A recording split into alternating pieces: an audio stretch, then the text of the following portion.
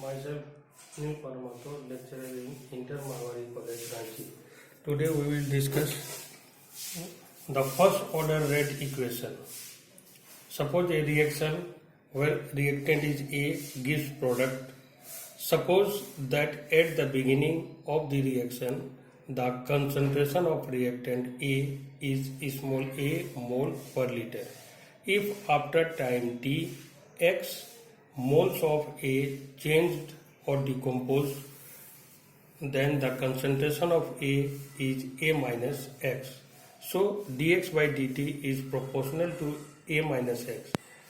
For removing the sign of proportionality into equality sign, we use some constant. So dx by dt is equal to k into A minus x, where k is the rate constant.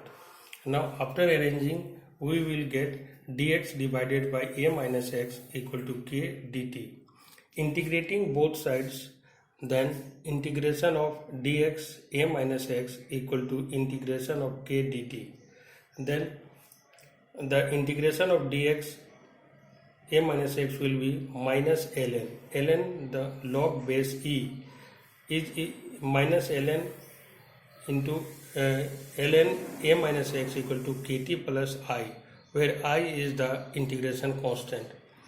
To find the value of I, we put when t equal to 0, x equal to 0, then the value of I will be minus ln A. Now putting the value of I in the above equation, we get minus ln A minus x equal to kt minus ln A. After arranging, we get kt equal to ln A minus ln A minus x, and kt equal to, after using the properties of log, we can write ln A minus ln A minus x will be ln A divided by A minus x, and then k equal to 1 by t ln A minus x. When we change the log base e into base 10, then we multiply this term 2.303. So k equal to 2.303 divided by t log A minus x. Now the half-life period of first order reaction. The time required when half of the reactant is converted into product is called half-life period of a reaction.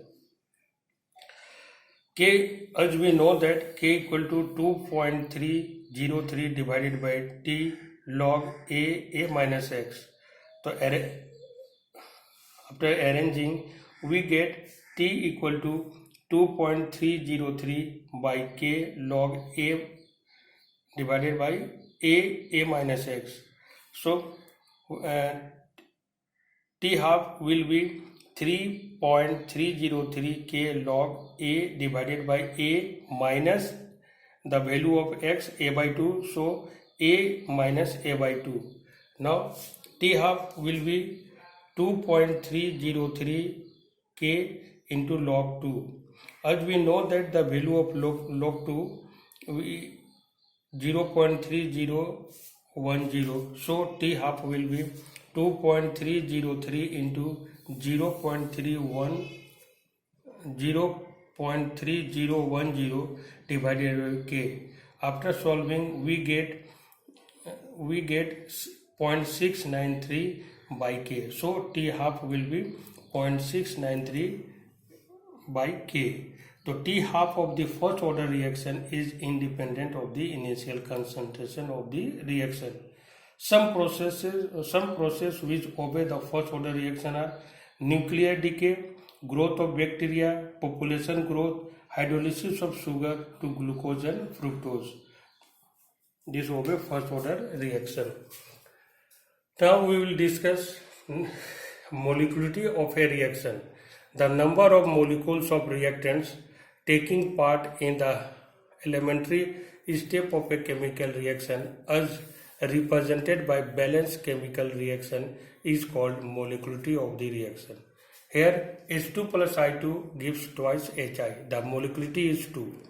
Usually the molecularity values are decided by the stoichiometric representation of an elementary process, that is the process involving one step reaction. If the reaction proceeds through more than one elementary steps, then each elementary step has its own molecularity. In such cases, the molecularity of the overall reaction is defined as the molecularity of the molecules, atoms or ions that take part in the rate determining step, that is the slowest step, is called molecularity of the reaction. Molecularity can neither zero nor fractional. Molecularity is a theoretical value and is derived from the mechanism of the reaction. Reaction with molecularity 3 are rare. Now, pseudo-unimolecular reaction. In a number of reactions, the order is different from the molecularity. This is particularly so when one of the reactant is present in excess. Here, CH3COO C2H5 plus water in presence of acid gives CH3COOH plus C2H5OH. Rate equal to K into concentration of CH3COO C2H5 into concentration of water to the power 0. So order of reaction will be 1 and molecularity of the reaction equal to 2.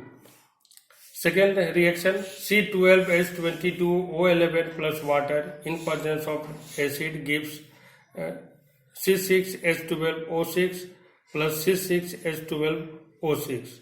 So rate will be K into concentration of C12H22O11 to the power 1 into concentration of water to the power 0.